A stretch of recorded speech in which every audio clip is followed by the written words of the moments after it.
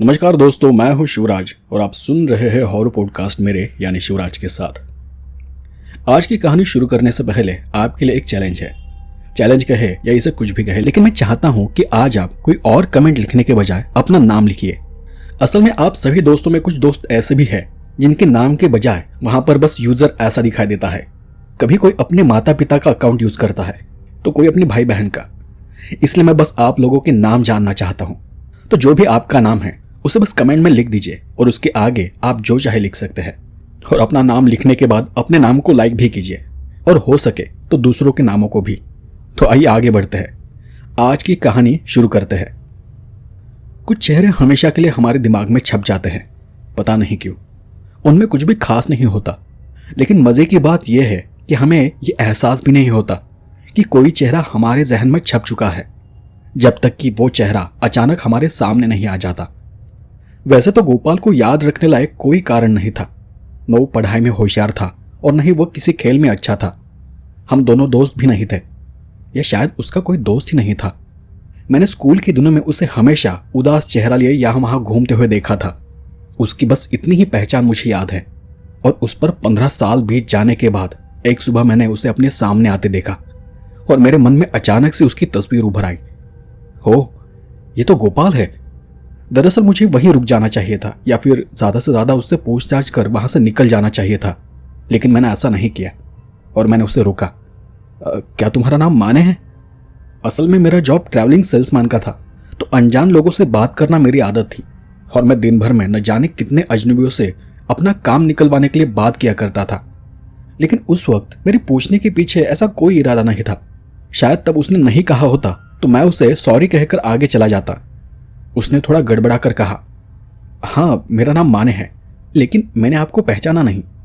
मैं आपके साथ स्कूल में था। और फिर मैंने उसे भरोसा दिलाने के लिए और कुछ दोस्तों के नाम बताए। वो आदमी थोड़ी देर के लिए भौहें सिकोड़ कर किसी सोच में डूब गया और फिर अचानक उसके चेहरे पर चमक आ गई। उसने भी मुझे पहचान लिया। ओह, आप सखाराम हैं। सखाराम नहीं? क्या बात है। हाँ, सखाराम देवले, सही पहचाना आपने। हाँ देवले। वो हंस पड़ा। कितना समय बीत गया नहीं? 15 साल। उसने सोच से बाहर आते हुए कहा, चलो ना चाय पीते हैं। वो मुझसे मिलकर खुश था। बाकी आपकी याददाश्त सच में बहुत अच्छी है कि इतने सालों बाद भी आपने मुझे सही से पहचान लिया। हम वही पास के एक ईरानी होटल में चले गए, जहां लोग तो बहुत थे लेकिन किसी का किसी पर भी ध्यान नहीं था। उस माहौल में भी एक तरह का एकांत था। हम लोग टेबल पर बैठ चाय का इंतजार कर रहे थे और इतने सालों बाद मैं गोपाल को करीब से देख रहा था। उसकी उम्र लगभग मेरी जितनी ही थी, 30 के आसपास, लेकिन वो मुझसे बहुत बड़ा दिख रहा था। शरीर काफी मोटा था, लेकिन शरीर में ढीलापन था। माथे पर बाल बहुत कम हो गए थे और माथा बड़ा दिखाई देने लगा था। ऐसा लगता था जैसे उसे बार बार माथे का पसीना पोंछने की आदत हो। हर 2 मिनट बाद वो अपनी गर्दन, माथे और चेहरे को एक चमकीले रुमाल से पोंछ रहा था। और कैसा चल रहा है सब? उसने चाय लेते हुए पूछा। बस किसी भंवरे की तरह यहाँ वहाँ घूमता रहता हूँ। मतलब मैं ट्रैवलिंग सेल्समैन हूँ। आज यहाँ तो कल 100 मील दूर कहीं। इसलिए यह सच में बहुत संयोग की बात है कि हम आज यहाँ मिले। बाकी तुम कैसे हो? क्या तुम यही रहते हो? मैं ठीक हूँ। उसने कुछ सोचते हुए पूछा। तुम जरूर किसी लॉज में ठहरे होंगे ना? हाँ, लेकिन जल्द ही जाने वाला हूँ। तो और कितने दिन हो यहाँ? ज़्यादा से ज़्यादा 2 दिन और। तो फिर तुम मेरे साथ क्यों नहीं आते? तुम्हारे घर पर? मुझे मेरे सामने दिन भर की भागदौड़ दिखाई दे रही थी। सुबह की मीटिंग, दोपहर 2 बजे के बाद लंच, शाम का सोना, आराम और फिर घूमना। वापस आने में मुझे कभी कभी 9 बज जाते थे तो कभी 10। लॉज में ये सब चल जाता था। मैं इन सब के बारे में सोच रहा था कि उसने पूछा, क्या बात है? देखो, मेरे आने से खामखा तुम्हें तकलीफ होगी। कैसे तकलीफ? मैं अकेले ही रहता हूँ। अकेले? मैंने आश्चर्य से कहा। तो तुम्हारी शादी? उसने सिर हिलाते हुए कहा। मैं अकेला हूँ, इसलिए तो चलने के लिए कह रहा हूँ। मुझे भी 2 दिन कंपनी मिल जाएगी। इसमें कोई शक नहीं था कि गोपाल बहुत ईमानदारी से कह रहा था। उसकी बातों से भी मुझे यही लग रहा था कि उसे किसी की कंपनी की जरूरत है। लेकिन पता नहीं मैं उसके साथ रह पाऊंगा भी या नहीं, क्योंकि मुझे उसके बारे में कुछ भी पता नहीं था। न हमारी इतनी अच्छी जान पहचान थी। बचपन में भी मैंने कभी उससे बात तक नहीं की थी। मैं ये सब सोच रहा था कि फिर उसने कहा, सखाराम प्लीज़, हो सके तो। मैंने थोड़ा मुस्कुरा कर कहा, ठीक है, एक काम करो, तुम मुझे अपना पता दे दो। सुबह की मीटिंग के बाद मैं अपना बैग लेकर सीधा तुम्हारे घर आ जाऊंगा। ऑल राइट, मैं तुम्हारा इंतज़ार करूंगा। और फिर मैं गोपाल के बताए पते पर पहुंच गया। ये किसी पुरानी हवेली जैसा एक आलीशान बंगला था। मुझे उन दिनों की याद आ गई जब गोपाल स्कूल में हर वक्त उदास शांत रहता था। उस वक्त उसे देख कोई भी ये सोच नहीं सकता था कि उसके पास इतना आलीशान घर होगा। क्या ये शुरू से ही तुम्हारा घर रहा है? उसने आसपास देखते हुए जवाब दिया, हाँ, मुझे यहाँ गोद लिया गया है। लेकिन चलो, खाना तैयार है, पहले खा लेते हैं फिर बातें करेंगे। सारा खाना खाने की मेज पर बीचों बीच रखा गया था और हम दोनों जो चाहे वो खा सकते थे। बाकी पूरी हवेली में कोई हलचल नहीं थी, कोई आवाज नहीं थी। ऐसा लग रहा था कि कमरों की जरूरत के हिसाब से सफाई की गई हो। मुझे बाद में पता चला कि वहां सुबह और शाम आने वाली नौकरानी और सुबह सिर्फ एक बार आने वाले रसोइयों के अलावा वहां कोई भी आता जाता नहीं है, और वो लोग भी आकर अपना काम कर वापस चले जाते थे। खाने के बाद हम दोनों पास वाले कमरे में चले गए। फर्नीचर पुराने जमाने का था, लेकिन यह बहुत आरामदायक था। हर तरफ धूल की एक पतली परत फैली हुई थी। कमरा ऐसा लग रहा था जैसे इसका ज्यादा उपयोग नहीं किया गया हो। मैंने एक साफ सुथरी दिखने वाली कुर्सी चुनी और उसमें बैठ गया। गोपाल लॉन्ग सिगरेट लेकर अंदर आ रहा था। उसने उस कमरे में घूम रही मेरी आंखों को देखा, फिर उसने थाली मेरे सामने रखते हुए कहा, यहां तुम्हें अजीब लग रहा होगा नहीं? हाँ, मतलब मैं तुम्हारी आलोचना नहीं करना चाहता हूं, लेकिन मैं बीच में ही रुक गया। ये खुला घर, लोगों की कमी, मेरा अकेलापन, घर का कूड़ा, ये सब कुछ तुम्हें परेशान कर रहा है ना? मैंने उसकी बात पर आगे कहा, हाँ, मैं खुद थोड़ा आश्चर्यचकित हूं। दूसरे लोगों के रहस्य और कहानियां सुनना मेरा स्वभाव नहीं था, लेकिन फिर भी गोपाल में हुआ बदलाव, उसका ये आलीशान घर, यहाँ का रहस्यमय माहौल, अकेलापन, इनसे मेरी जिज्ञासा जाग गई थी। और फिर गोपाल पास एक कुर्सी में बैठ दबी आवाज में बोलने लगा। शायद तब मैं 5.5 साल का था। मेरे परिवार ने मुझे किसी को गोद दे दिया था। सच कहूं तो यह हमारे दूर के कोई रिश्तेदार थे, लेकिन ये मुझे काफी साल बाद पता चला। उस वक्त मुझे मेरे घर से उठाकर अचानक यहां लाया गया था। ये बोलते हुए उसकी आवाज भारी हो गई। मुझे नहीं लगता कि किसी ने भी मेरे बारे में सोचा था कि मुझे कैसा लगा होगा। बस मुझे मेरे माता पिता, भाई बहनों के बीच से उठाकर इस खुली हवेली में लाकर छोड़ दिया गया। मुझे लगता है कि उस घटना का मेरे दिमाग पर बहुत बुरा असर पड़ा होगा, और शायद इसीलिए मेरा स्वभाव ऐसा है, अजीब और शांत सा। मेरे घर वाले जरूर गरीब रहे होंगे, इसलिए उन्होंने मुझे बेच दिया होगा। जरूर यही हुआ होगा। गोपाल की आवाज में एक अजीब सी कड़वाहट थी। ये मेरी चाची के कहने पर हुआ था कि मुझे यहां लाया गया था, इसलिए मैंने अपने नए माता पिता को चाचा और चाची कहना शुरू कर दिया। चाचा के मन में मेरे लिए कभी कुछ नहीं था। पहले दिन से ही उन्होंने मुझे अपने से दूर रखा, कभी प्यार से बात तक नहीं की, और नहीं कभी उन्होंने मुझसे प्यार की उम्मीद की। अगर चाची आज जिंदा होती तो शायद चीजें अलग दिखती, लेकिन नियति को यह मंजूर नहीं था। मैं यहाँ आया और 3-4 साल के अंदर ही चाची की मौत हो गई। जब तक वो जिंदा थी तो वो बेचारी मुझे अपने बेटे की तरह प्यार करती थी। फिर वो मर गई और सब कुछ खत्म हो गया। मेरी जिंदगी से बचा कुचा प्यार भी चला गया। चाचा पुरानी पीढ़ी के थे, कभी अपना वचन नहीं तोड़ते थे। मरते वक्त उन्होंने चाची से वादा किया था कि वो मुझे किसी भी चीज की कमी नहीं होने देंगे, और उन्होंने ऐसा ही किया। उन्होंने इस बात का हमेशा ख्याल रखा, मुझे किसी भी चीज की कभी कमी महसूस नहीं होने दी। गोपाल की बातों में विशेष अर्थ था। उसका चेहरा बात करते करते कठोर हो रहा था। सखाराम, उन्होंने मेरे साथ किसी जानवर जैसा व्यवहार किया। साल में 2 बार कपड़े, दिन में 2 बार खाना, रात को सोने के लिए जगह, बस इससे बढ़कर कुछ नहीं। हर रोज दिन में बस एक सवाल पूछते थे कि गोपाल, क्या तुम ठीक हो? वही सवाल, वही रूखी आवाज। कभी पढ़ाई के बारे में कोई पूछताछ नहीं की, और न ही कभी मेरे बारे में जानने की कुछ कोशिश की। उस वक्त मैं बस 8 साल का था।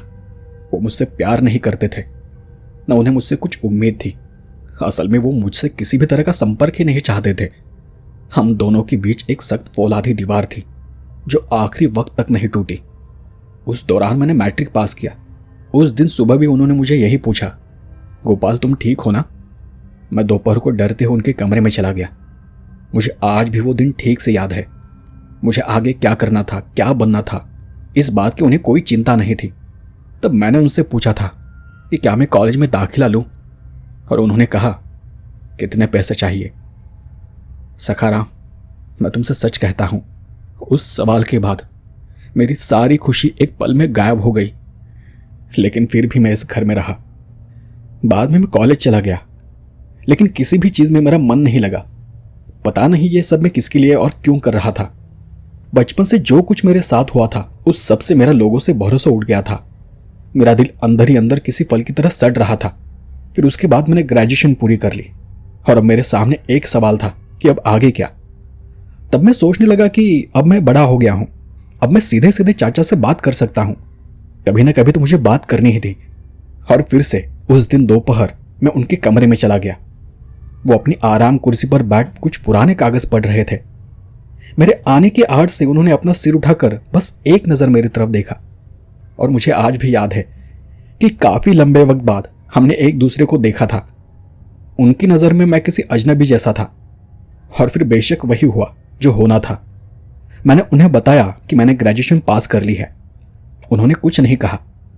फिर मैंने उन्हें अपनी नौकरी के विचार के बारे में बताया। उन्होंने धीरे से अपनी आंखों से चश्मा उतारा और उन्होंने कहा कि गोपाल, अब तुम आए हो तो तुम्हें बता दूं कि तुम मेरी इच्छा के विरुद्ध इस घर में लाए गए हो। मुझे झूठ बोलना पसंद नहीं, और अब तक तुम्हें पता ही चल गया होगा कि हमारे बीच कोई रिश्ता नहीं है। जब मेरी पत्नी मर रही थी तो उसने मुझसे एक वादा लिया था कि मैं तुम्हें किसी भी चीज की कोई कमी महसूस नहीं होने दूंगा, और बस इसलिए जब तक तुम मेरे घर में रहोगे तुम्हें खाना, कपड़े और रहने के लिए जगह मिलती रहेगी। मेरी बस इतनी जिम्मेदारी है। बाकी तुम क्या करते हो क्या नहीं, इससे मुझे कोई लेना देना नहीं है। इसलिए तुम जो भी करना चाहते हो, जो भी कहना चाहते हो, उसमें मुझे कोई दिलचस्पी भी नहीं है। और इतना बोलकर उन्होंने अपना चश्मा चढ़ाया और फिर से कागज पढ़ने लगे। तुम सोच भी नहीं सकते कि मुझे कितना बुरा लगा होगा। एक एक कर सभी यादें मेरे दिमाग में घूमने लगी। सखाराम, मुझे उन पर बहुत गुस्सा आ रहा था और खुद पर शर्म आ रही थी। मैं कुछ करना चाहता था, मेरी भी कुछ उम्मीदें थी, और इसलिए मैं एक खत छोड़कर इस घर को छोड़कर चला गया। और उस वक्त मैंने इस घर में दोबारा कदम न रखने की कसम खाई थी। गोपाल कुछ देर चुप रहा और फिर हल्की आवाज में बोला, लेकिन मैं वापस आ गया। इससे ही तुम अंदाजा लगा सकते हो कि मेरे साथ क्या हुआ होगा। गोपाल ने बहुत कम शब्दों में अपनी आप बीती सुना दी थी। मैंने उसके चेहरे से अपनी नजरें हटा ली। उस वक्त गोपाल का चेहरा देखने लायक नहीं था। वो आगे कहने लगा, पता नहीं मेरे अचानक जाने और आने का उन्हें पता था भी या नहीं। वो वैसे ही थे जैसे पहले थे। फिर से वही सब शुरू हुआ। सुबह की एक मुलाकात और वही एक सवाल कि गोपाल, तुम ठीक तो हो ना? सखाराम, मैं बता नहीं सकता कि मैं अंदर से कितना टूट चुका था, लेकिन मेरे पास अब कोई उपाय नहीं था। मैं चुपचाप सब सहता रहा। पता नहीं था कि यह कब तक चलने वाला था। ये निरर्थक जीवन, कोई काम नहीं, कोई जिम्मेदार नहीं, और घर में भी कोई जगह नहीं। गोपाल कुछ देर तक चुप रहा और शायद वो ये सोच रहा था कि आगे कहूं या नहीं, और फिर से उसने यहां वहां देखते हुए आगे बोलना शुरू किया। 2 साल बाद मेरी मुलाकात सुशीला से हुई। वो यहीं पर एक लाइब्रेरी में काम करती थी। मैं अपना वक्त बिताने के लिए लाइब्रेरी जाने लगा। दिन भर वहीं पड़ा रहता था। उसे लगा कि मैं पढ़ाकू होशियार हूं, और उसे मुझसे प्यार हो गया। हम एक दूसरे को जानने लगे और फिर मैंने उसे प्रपोज किया, और एक दिन मैं उसे अपने चाचा से मिलवाने के लिए अपने घर लेकर आ गया। शायद गोपाल के लिए ये अब तक की सभी यादों में से सबसे ज्यादा जहरीली याद थी। उसके चेहरे पर भी एक बड़ा अजीब भाव था। एक बार फिर उसने पसीना पोंछा। ये मेरी बहुत बड़ी भूल थी सखाराम। शायद तब भी मैं चाचा को ठीक से जान नहीं पाया था। मैं तब भी बहुत घबराया हुआ था। एक झूठी उम्मीद थी कि अब शायद उनमें कुछ बदलाव आ जाएगा, लेकिन इस बार भी वही हुआ जो पहले हुआ था। बस 15 मिनट में सब कुछ खत्म हो गया। सुशीला मेरी तरफ बिना देखे घर से चली गई, और मैं फिर कभी उस लाइब्रेरी में नहीं गया। मुझे गोपाल के लिए सहानुभूति महसूस हुई। जो कुछ भी उसके साथ हुआ था उसके लिए वो जिम्मेदार नहीं था। हर बार ऐसा लगा था कि मानो उसके लिए पासा पलट गया हो। लेकिन गोपाल को अब तक की बातचीत से काफी राहत महसूस हो रही थी। वो थोड़ा शांत हो गया था। 6 महीने पहले चाचा को पैरालिसिस का अटैक आ गया और 1 महीने के भीतर उनकी मृत्यु हो गई। लेकिन आखिर तक उन्होंने मुझसे कभी भी खुलकर बात नहीं की। गोपाल चुप हो गया। एक बार फिर वो लाल रंग के रुमाल से माथे, चेहरे और गर्दन का पसीना पोंछने लगा। चाचा मर गए और उनकी दौलत मुझे मिल गई। और सखाराम, सच कहूं तो मेरे मन में सबसे पहले यही विचार आया था कि मैं ये सब कुछ बेच दूंगा और इस गांव को छोड़कर कहीं दूर चला जाऊंगा। लेकिन चाचा की मौत के 5 दिन बाद एक आदमी यहां आया। वो चाचा का वकील था। उसने मुझे एक मृत्यु पत्र दिखाया। मुझे ये सारी दौलत मिली जरूर थी, लेकिन एक शर्त पर, कि मुझे हमेशा इसी हवेली में रहना होगा, और अगर मैं हवेली छोड़कर चला गया तो ये सब कुछ एक ट्रस्ट को चला जाएगा। और अजीब बात यह है कि वो ट्रस्ट मुझ पर नजर रखे हुए है, क्योंकि इतनी बड़ी प्रॉपर्टी हासिल करने का मौका अगर उन्हें मिला तो वो इसे जाने नहीं देंगे। इसलिए मैं हमेशा के लिए यहीं फंस गया हूं। कुछ दिनों के लिए बाहर जा सकता हूं, लेकिन मुझे वापस यहीं पर आना पड़ता है। इस बात पर मैंने उसे रोकते हुए पूछा, ये सब ठीक है, मतलब जो हुआ सो हुआ, लेकिन तुम कब तक ऐसी जिंदगी जियोगे? मान भी लिया कि तुम्हें जिंदगी भर यहीं रहना है, लेकिन तुम किसी साधु की तरह अकेले तो नहीं रह सकते ना। इतने बड़े घर में 4 लोगों को साथ क्यों नहीं रखते? जैसे ही मैंने ये कहा, उसके चेहरे का रंग बदलने लगा। लगभग चेहरे का रंग उड़ ही गया। आंखें बार बार आसपास घूमने लगी। लाल रुमाल से वो बार बार अपना चेहरा पोंछने लगा। सखाराम, उसने बहुत धीमी आवाज में कहा, कोई भी इस घर में रहना नहीं चाहता। मतलब मैंने ज्यादा पगार की पेशकश भी करके देखा था, लेकिन उसका कोई फायदा नहीं हुआ। गोपाल की बातों में एक नया मोड़ आ गया था। मुझे वो हवेली एकदम से उदास लगने लगी। हालांकि मुझे इसका मतलब ठीक से पता नहीं था और मैं खुद ये समझना चाहता था। मतलब ऐसा क्यों? क्या वो डरते हैं? डरते हैं तो किस बात से डरते हैं? क्या तुमने कभी उनसे इस बारे में बात की? गोपाल ने थककर सिर हिलाया। चाचा की मौत के बाद 25 दिन के अंदर सभी नौकर काम छोड़कर चले गए। रसोईया, माली, नौकर, नौकरानी, हर कोई। उनके मन में मेरे बारे में कोई बुरी भावना नहीं थी, पर फिर भी वो यहां रहने को तैयार नहीं थे। तब मैंने इसके बारे में ज्यादा नहीं सोचा था। मुझे लगता था कि वो लोग अजीब है। वो सब चले गए। मैंने नए लोगों को काम पर रख लिया और 2 दिन बाद एक बात मेरे कानों पर पड़ी। वो सभी लोग यहां बेचैन थे, रात को घबराए हुए रहते थे। कोई भी अकेले बाहर जाने की हिम्मत नहीं करता था, और मैं कितना भी पूछूं वो बता नहीं पा रहे थे कि उन्हें किस बात का डर लग रहा है। मुझे नहीं लगता कि वो सब मुझसे झूठ बोल रहे थे, क्योंकि उनका डर गुमनाम था, अनजान था। हो सकता है उन्होंने अपने आसपास कुछ देखा हो या कुछ सुना हो, और इसलिए वो यहां रहने से कतरा रहे थे। फिर आखिरकार मैंने एक उपाय निकाला कि वो लोग दिन में यहां काम के लिए आएंगे और बाकी समय मैं यहां अकेला रहूंगा। मैं मन ही मन में यह सोच रहा था कि अगला सवाल पूछूं या नहीं, लेकिन आखिर में मैंने पूछ लिया, और गोपाल, इस बात में कितनी सच्चाई है?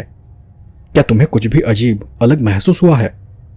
मुझे, उसने थोड़ा हकलाकर कहा, नहीं, यह डरने जैसी कोई बात नहीं है। मतलब कुछ भी नहीं।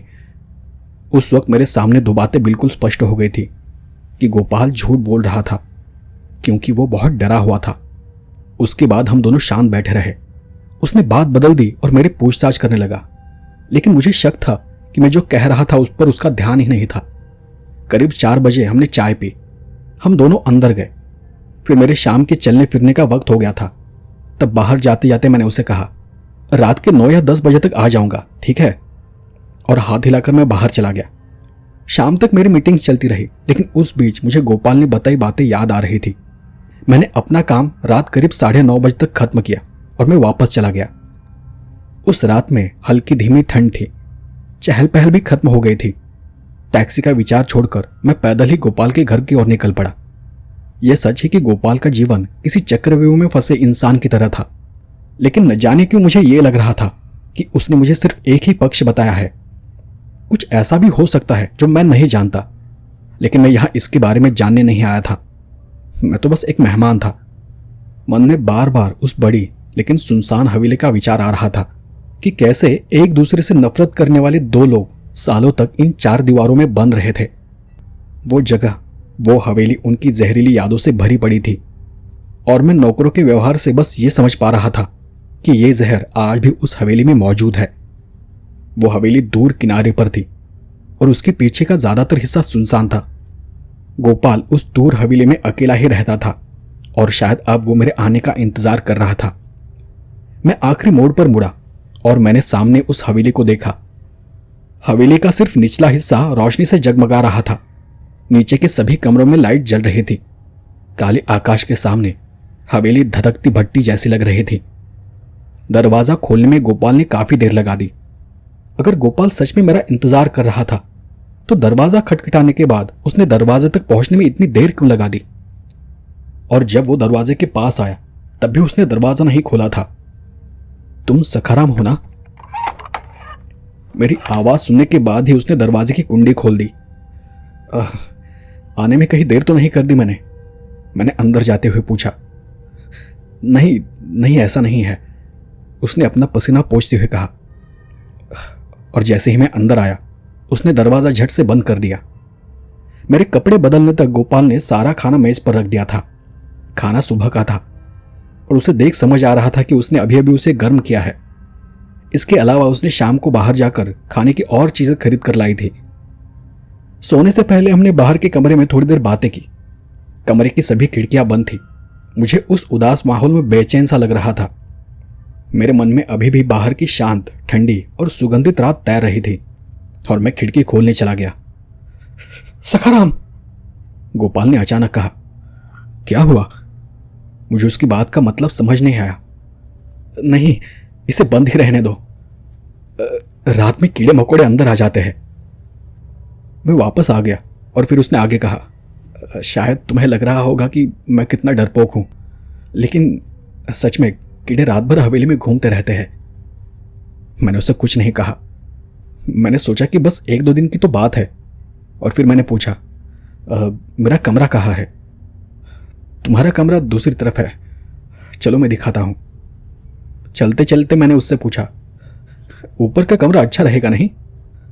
हाँ, वो थोड़ा लड़खड़ाया, लेकिन मैं ऊपर नहीं जाता। उसने हॉल का दरवाजा खोलते हुए मुझे कहा, मुझे अकेले के लिए नीचे का एक ही कमरा बहुत है, खामखा सफाई में दिक्कत हो जाती है। मेरा कमरा घर के पीछे की ओर था। सच कहूं तो मुझे नींद नहीं आ रही थी, लेकिन गोपाल की बातों से मैं थोड़ा ऊब चुका था। मैंने एक लंबी उबासी ली और उससे कहा, क्या मैं सो सकता हूं? बहुत थक गया हूं। ठीक है, वैसे तुम सुबह कितने बजे जाग जाते हो? मैंने अपने बिस्तर पर बैठते हुए कहा, 7 बजे के बाद। मैंने सोच रखा था कि गोपाल के जाते ही मैं सारी खिड़कियां खोल दूंगा और मैंने ठीक वैसा ही किया। खुली हवा की ठंड और खुशबू कमरे में फैल गई। सामने खुला मैदान था, काफी दूर तक फैला हुआ। लग रहा था मानो दूर कहीं तारों से भरा आसमान जमीन पर टिका हुआ हो, लेकिन वहां एक तरह का भयानक सन्नाटा भी था। मैंने खिड़की के पास एक कुर्सी रखी और वहां बैठे आराम से सिगरेट पीने लगा। वहां बैठ मैं कल की मीटिंग्स और गोपाल के बारे में सोच रहा था। करीब 10:30 बजे का वक्त हुआ होगा जब मैं सो गया। रात में किसी समय मेरी नींद खुली। पता नहीं कोई सपना था, कोई आहट थी या कुछ और, लेकिन एक पल में मैं गहरी नींद में था तो दूसरे पल मैं जाग रहा था। मैं कहाँ था ये समझने में भी मुझे कुछ देर लगी और फिर मैं सोचने लगा कि किस चीज ने मुझे जगाया है। ये कोई अनचाही अनजान आवाज थी या ठंडी हवा, पता नहीं क्या था। मैं 5 मिनट तक वैसे ही लेटा रहा, फिर मुझे दोबारा नींद ही नहीं आई। मेरा ध्यान खिड़की की ओर चला गया। चांद अब भी नीचे झुका हुआ था।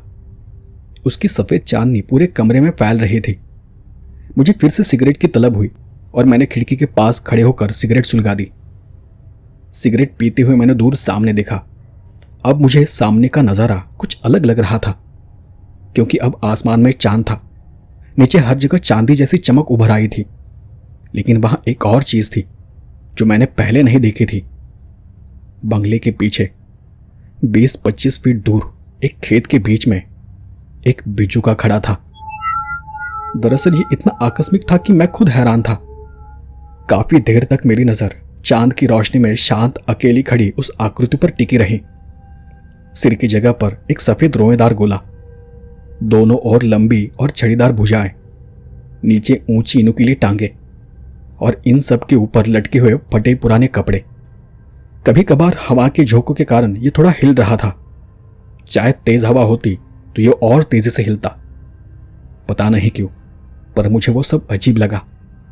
रात के एकांत में फटे पुराने कपड़ों में वो लंबी आकृति अपने में मस्त डोलती हुई महसूस हो रही थी। अचानक मैंने खिड़की बंद कर दी और खुद को संभाला और मैं फिर से अपने बिस्तर पर चला गया। अगली सुबह मुझे काफी अच्छा लग रहा था। गोपाल भी थोड़ा मूड में लग रहा था।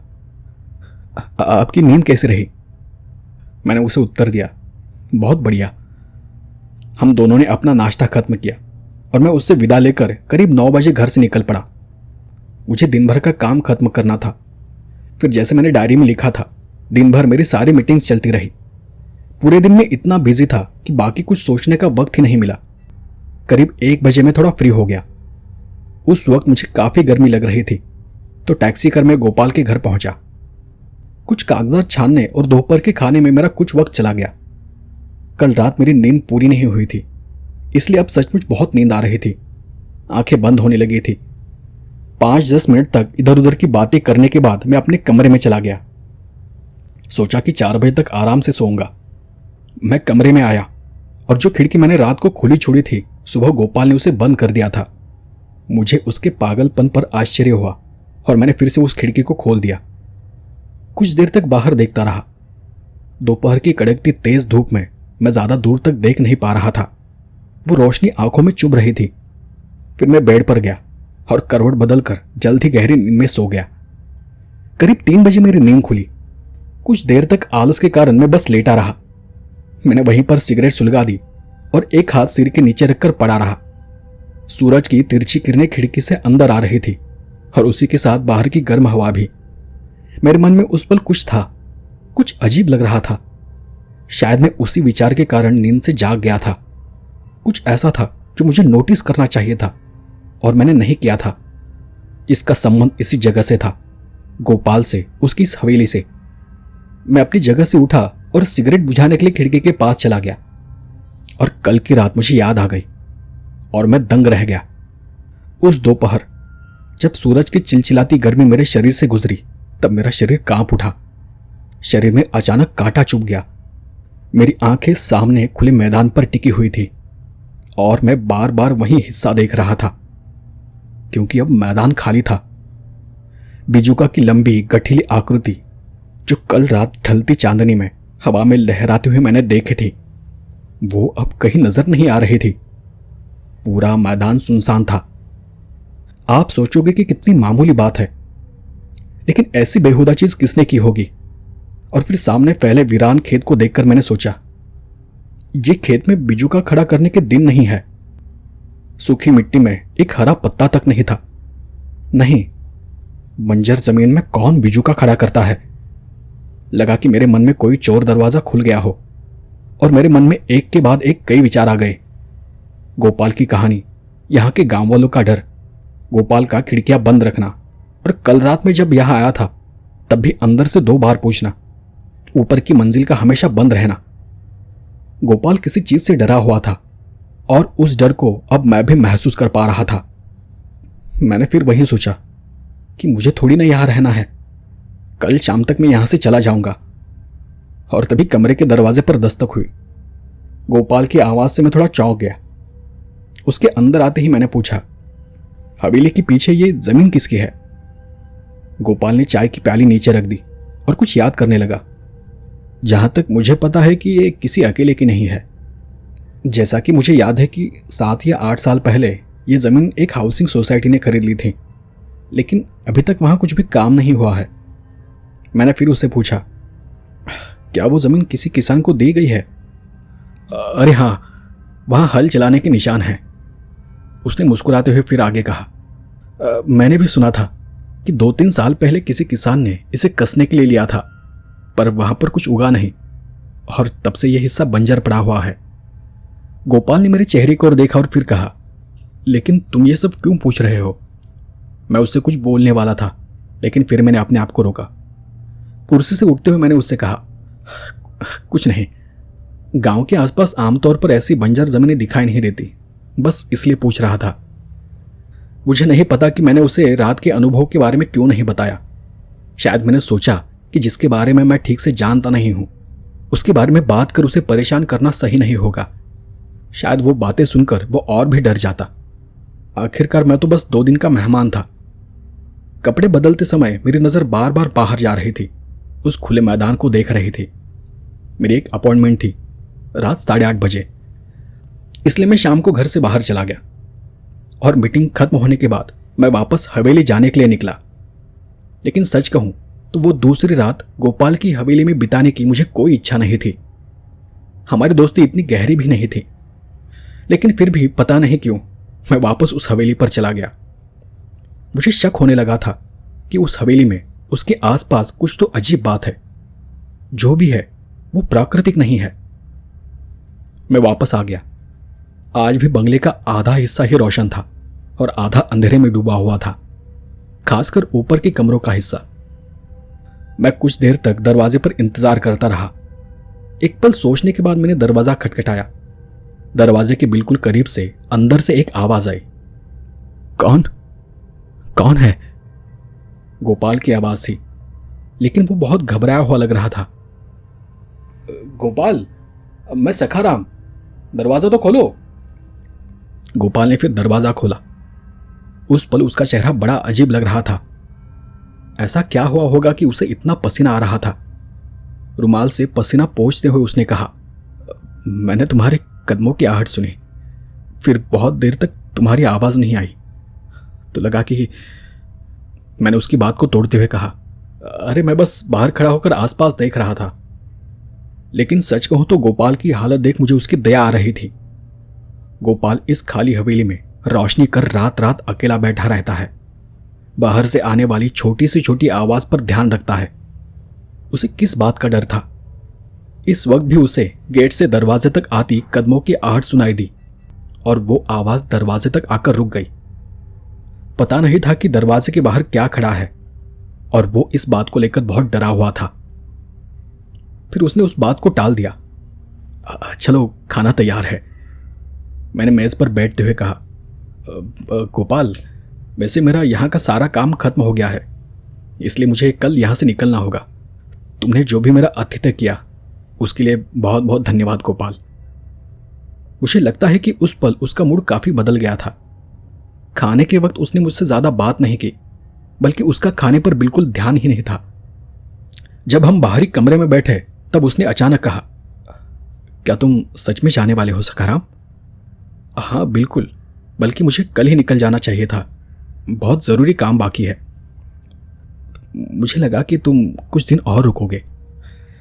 अरे कैसे? आई एम सॉरी, लेकिन मैं कुछ नहीं कर सकता।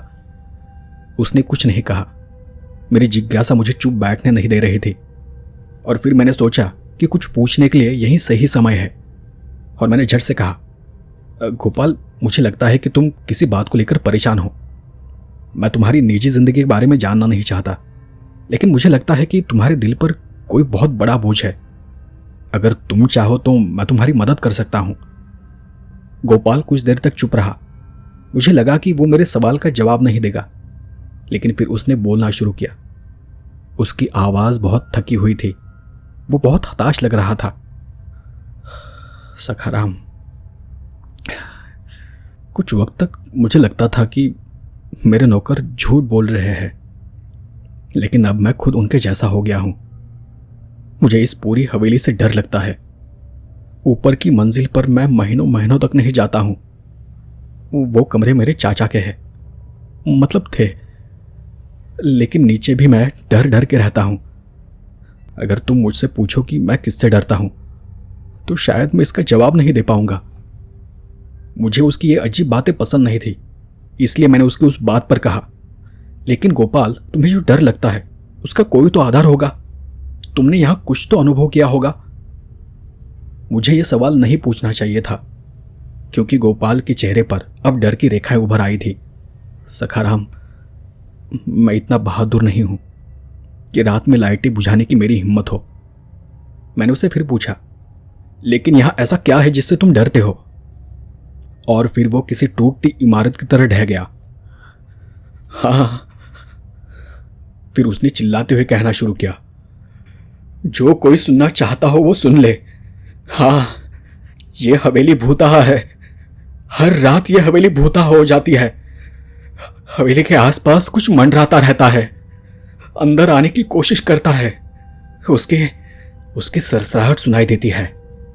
बाहर आंगन में कदमों की आहट सुनाई देती है। मुझे पता है वहां बाहर कोई है जो दरवाजों और खिड़कियों पर धीरे से धक्का देकर अंदर झांक रहा होता है।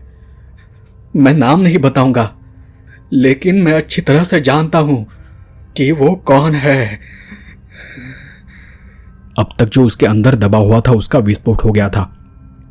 गोपाल बात करते करते थक गया और उसने अपना मुंह हाथ से ढक लिया। उस पल मुझे अजीब सा महसूस हुआ। गोपाल, तुम ये घर छोड़कर कहीं और क्यों नहीं चले जाते? वो अब तक थोड़ा शांत हो गया था। कैसे छोड़ दूं? मेरा इस हवेली पर का हक भी चला जाएगा। क्या तुम्हारे पास दूसरी कोई जगह नहीं है? नहीं, उसने थोड़ा गुस्से में कहा। यही तो वो चाहते थे, यही उनका बदला है। उन्होंने अपनी बाकी सारी कमाई दान कर दी है। इस घर के अलावा उन्होंने मेरे लिए कुछ नहीं छोड़ा है, क्योंकि वो जान चुके थे कि मैं कहीं नहीं जा सकता। मैं इस घर से बंधा हुआ हूं और यही उनका बदला है सखाराम। वो अब भी मुझसे बदला ले रहे हैं। पर अगर तुमने शादी की होती तो शायद, उसने मुझे टोकते हुए कहा। क्या तुम्हें लगता है कि वो मुझे खुश रहने देंगे? मुझे नहीं लगता। गोपाल की आंखों में एक अजीब सी चमक थी। वो पूरी तरह से होश में था। मैं अपने साथ किसी और को इस खाई में नहीं धकेलना चाहता। वो अब पूरी तरह से टूट चुका था। मुझे समझ नहीं आ रहा था कि मैं क्या कहूं।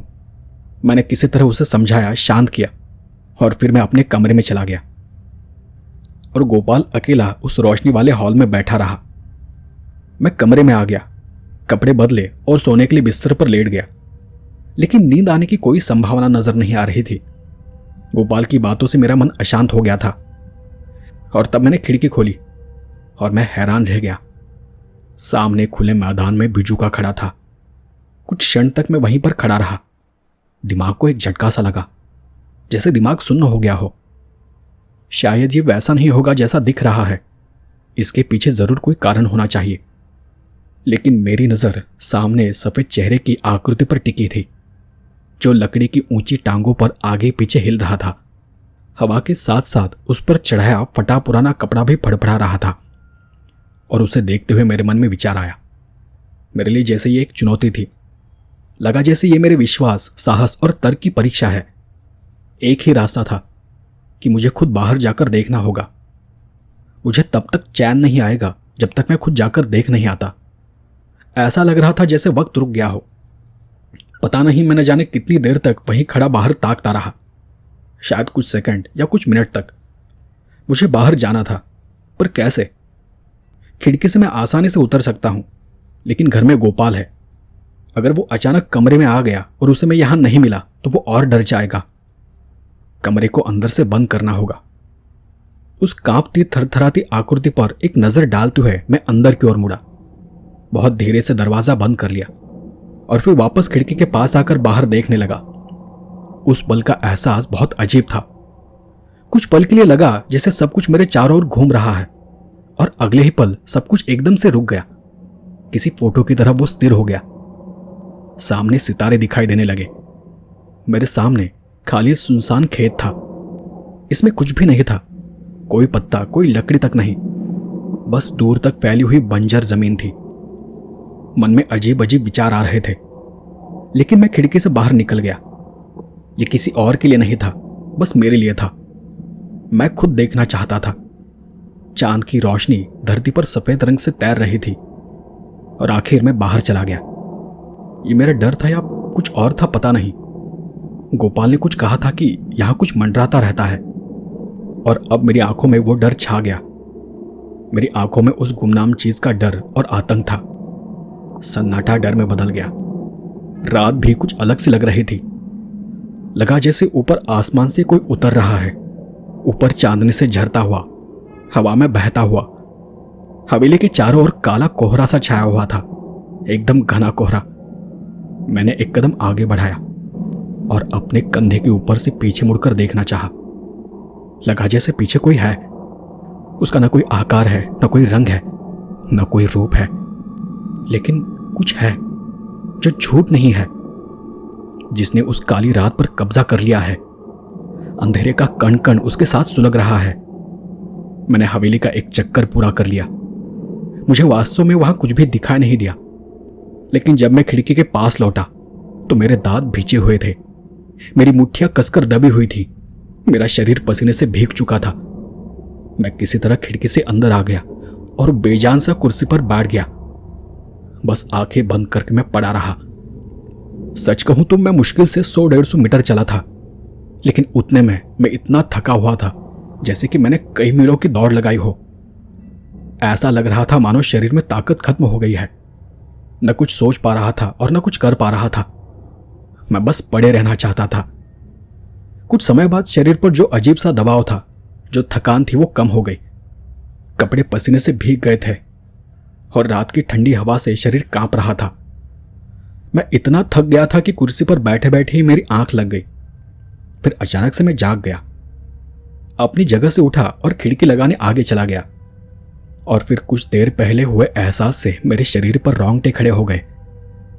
जैसे ही मैं खिड़की लगाने आगे बढ़ा, मेरी नजर सामने चली गई और मुझे एक तेज झटका सा लगा। एक बार फिर से उस बंजर जमीन पर पिचुका खड़ा था। यह सच में अजीब था, डरावना था। पता नहीं यह किसी तरह का मजाक था या फिर सच था, लेकिन मेरा दिमाग इस पर बारीकी से सोच रहा था। मेरी नजरें बिना मेरी जानकारी के सामने खड़ी उस अजीब सी आकृति को देख रही थी। पता नहीं कैसे, लेकिन वो एक छोटी सी बात मेरे दिमाग में आ गई कि अब उस आकृति में बदलाव आ गया है। ज्यादा नहीं, लेकिन बदलाव समझ में आ रहा था। अभी कुछ देर पहले उसका बायां हाथ मेरे ओर बढ़ाया हुआ था, लेकिन अब उसका दाहिना हाथ आगे आता हुआ दिखाई पड़ रहा है। बात बहुत छोटी हो सकती है, लेकिन मेरे ध्यान में आ गई थी। मुझे लगता है कि उस पल मेरे चेहरे पर एक फीकी मुस्कान थी। मैंने खिड़की बंद की और दिए बुझाकर बिस्तर पर लेट गया, क्योंकि अब मेरी थकान और घबराहट दोनों दूर हो गई थी। मुझे जो कुछ अनुभव हुआ था वो एक दुष्ट और क्रूर शक्ति का अनुभव था। और अब मैं ये जान गया था कि एक बार इस रूप की पहचान हो जाने के बाद मुझे कोई भी शारीरिक खतरा नहीं था। ये मुझे पहले ही पता होना चाहिए था। अभी कुछ वक्त पहले मैं बाहर था, उसके दायरे में था, फिर भी वहां मुझे कुछ नहीं हुआ। कुछ नहीं हुआ क्योंकि उसमें उतनी ताकत ही नहीं थी। आखिरकार वो बस एक बिचुका था। उसका आकार ही उसका रूप है। वही डर का कारण है, जो असल नहीं है, बस डराने के लिए है। वहां कुछ भी सच नहीं है, वो बस एक जहरीली भावना है। पूरी रात मुझ में धैर्य बना रहा। बीच बीच में झपकियां आती रही। एक दो बार खिड़की के बाहर किसी चीज के सरसराने की और रुकने की आवाज भी सुनाई दी। एक दो बार तो ऐसा भी लगा मानो किसी की भारी थरथराती उंगलियां खिड़की दरवाजे को टटोल रही हो। तो एक समय ऐसा भी लगा कि कोई अजीब शक्ल सूरज जैसा कुछ शीशे के आर पार देखने की कोशिश कर रहा है। पता नहीं यह सब मेरा भ्रम था या कोई सपना, हो सकता है, लेकिन मेरा दिमाग अब थक चुका था, इसलिए ऐसे भ्रम होना कोई आश्चर्य की बात नहीं थी। लेकिन तब तक मैं जान चुका था कि मुझे कोई खतरा नहीं है। यह किसी तरह नशा करने जैसा था। उसका प्रभाव, उसका असर पूरी रात भर मुझ पर रहा। उसी हालत में धीरे धीरे वक्त गुजरता रहा। फिर सुबह की रोशनी मेरे कमरे में आ गई। हवा की ठंडक महसूस हुई और फिर एक बार जोर का झटका सा लगा। मुझे याद आ गया कि रात मैंने किसी अज्ञात शक्ति के आवेश में क्या क्या किया था और डर के मारे मेरा शरीर कांपने लगा। अब सोचता हूं कि मैं बच गया। वो जो कुछ था, उसका उद्देश्य क्या था, उसकी शक्ति क्या थी, मुझे कोई अंदाजा नहीं था। तब मैंने पहले ही सोच रखा था कि दोपहर के खाने के बाद मैं यहां से निकल जाऊंगा, लेकिन अब मैंने इरादा बदल दिया। मैंने चाय के बाद जाने का फैसला किया। मेरी जाने की बात से गोपाल को एक और झटका लगा। मैंने वहां जो कुछ महसूस किया था मैं उसे बता नहीं सकता था। शायद उससे उसका डर और बढ़ जाता, लेकिन यह मेरा कर्तव्य था कि मैं उसे खतरे से आगाह करूं। मैं कुछ देर तक उसके पीले खिंचे हुए भयभीत चेहरे को देखता रहा और फिर मैंने उसे कहा, गोपाल, मैं तुम्हें एक सुझाव दूं तो तुम्हें बुरा तो नहीं लगेगा? मेरी बात सुनने में उसे कोई दिलचस्पी नहीं थी। कहो। गोपाल, इस हवेली में रहने से तुम पर बुरा असर पड़ रहा है। यहां पर किसी बुरी शक्ति का वास है या नहीं मुझे नहीं पता, लेकिन सिर्फ उसके डर से ही तुम्हारी जिंदगी यहां सड़ रही है। तुम्हारे दिमाग पर बुरा असर पड़ रहा है। तुम ही सोच कर देखो कि यह ऐसा कब तक चलेगा। उसने मेरी बात का कुछ जवाब नहीं दिया। मैंने फिर से उसे कहा, मैं तुम्हें बस एक दोस्त की तरह सलाह दे रहा हूं। गोपाल, तुम इस घर को छोड़ दो, यहां मत रहो। मैं समझता हूं कि सवाल पैसे का है, पैसे कमाने का है, लेकिन पैसा तुम्हारी जिंदगी से बढ़कर नहीं है। यहां से चले जाओ, कहीं भी। अपनी मेहनत से 4 रुपए कमाओ और खुश रहो। पता नहीं तुम यहां अंधे कीड़े की तरह क्यों रह रहे हो। आखिरकार उसने मेरी ओर देखा। सखाराम, क्या तुम्हें यहां कुछ महसूस हुआ? उसकी आवाज टूट रही थी। मैंने बात को टाल दिया। देखो, मुझे तुम्हारा डर, तुम्हारी हालत महसूस होती है। भगवान के लिए मेरी बात मानो। अब भी वक्त है, और दिन यहां रुके तो बहुत देर हो जाएगी। उसके चेहरे पर क्रोध की कड़वाहट आ गई थी। हालांकि उसने मुझे कुछ नहीं कहा, लेकिन मुझे यकीन था कि वो मेरी सलाह नहीं मानेगा और यही रहेगा। मैंने अपना सामान पैक किया और वहां से चला गया। गोपाल किसी मासूम बच्चे की तरह व्याकुल था, लेकिन मैं भी क्या कर सकता था। जाते जाते मैंने उसे एक बार फिर वही सलाह दी और वहां से निकल पड़ा। कुछ कदम चलने के बाद मैंने पीछे मुड़कर देखा। गोपाल गेट पर ही खड़ा था। मैंने हाथ उठाया और उसने भी धीरे से अपना हाथ उठाया। उसकी वो तस्वीर हमेशा के लिए मेरे जहन में छप गई है। मेरी नजर गोपाल से हटकर आसपास की उस बंजर जमीन पर घूमी, लेकिन अब यह खाली था।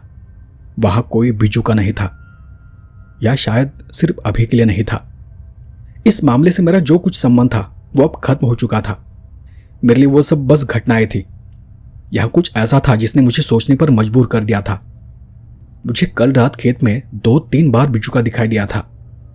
वहां सच में क्या था, इसका उत्तर देना मेरे लिए आसान नहीं होगा, लेकिन कभी कभी ऐसा अनुभव होता है कि बाहरी वस्तुओं की कुछ प्रतिमाएं मन के गुप्त विचारों को आकार देती है। जैसे हमें गर्मियों की शाम को निचले बादलों में आकार दिखाई देते हैं। कुछ पंछी, कुछ झीलें, सुनहरे शहर जैसे कई मनमोहक नजारे। ये भी कुछ ऐसा ही था, लेकिन एक पल के लिए वो आकृति मेरे नजरों के सामने आ गई। मैं जितना हो सकता था उस विचार से बच रहा था। वहां से जाने के बाद मुझे गोपाल के 2-3 खत मिले। उसमें उसने मुझसे बार बार कुछ दिनों के लिए वहां आने का आग्रह किया था, लेकिन पता नहीं क्यों मैं इसे स्वीकार नहीं कर सका। मैं एक बार उस धधकती भट्टी से सुरक्षित बच निकला था और मैं फिर से उसमें नहीं जाना चाहता था। सच कहूं तो मुझे नहीं पता था कि गोपाल वहां अब भी क्यों रह रहा है। वो खुद को उस हवेली से छुड़ा सकता था, बस इसके लिए इच्छा शक्ति की जरूरत थी। कुछ दिनों के बाद उसके खत आने बंद हो गए और मैं भी धीरे धीरे इस बात को भूल गया। लेकिन कुछ साल बाद मुझे फिर से उस गांव जाने का मौका मिला। एक एक कर सब कुछ मुझे याद आने लगा। मैं थोड़ा वक्त निकालकर उस हवेली की ओर चला गया। उस हवेली में काफी बदलाव हुआ था। हवेली पर नया रंग चढ़ाया गया था और हवेली के गेट पर एक नामी कंपनी के नाम की तख्ती लटक रही थी। वो कोई ऑफिस था। कुछ सोचते हुए मैं अंदर चला गया और वहां के मैनेजर से मिला। मेरे मन में जो डर था वही सच हुआ था। कुछ दिन पहले इस हवेली में गोपाल की लाश मिली थी। मृत्यु का कारण दिल का दौरा बताया गया और आखिर में यह प्रॉपर्टी एक ट्रस्ट के नाम चली गई। ऑफिस होने के कारण रात में इस हवेली में कोई नहीं रुकता था। ऑफिस का काम सिर्फ दिन में चलता है। मतलब इस जगह से डरने का किसी को कोई कारण नहीं था। शायद इन लोगों को इस बात का कोई अंदाजा नहीं है कि इस जगह पर पहले क्या हो रहा था। मुझे नहीं पता कि उस शक्ति का प्रभाव अब भी वहां है या नहीं, लेकिन जब तक हमें किसी चीज के बारे में पता नहीं होता, हमें किसी चीज का डर नहीं लगता और हमें सुरक्षित लगता है। यही तो जीवन है। तो दोस्तों, ये थी आज की कहानी। आज की कहानी आपको कैसी लगी मुझे कमेंट कर जरूर बताएं। आज के लिए बस इतना ही। मिलते हैं अगले एपिसोड में ऐसे ही किसी डरावनी कहानी के साथ। तब तक के लिए धन्यवाद।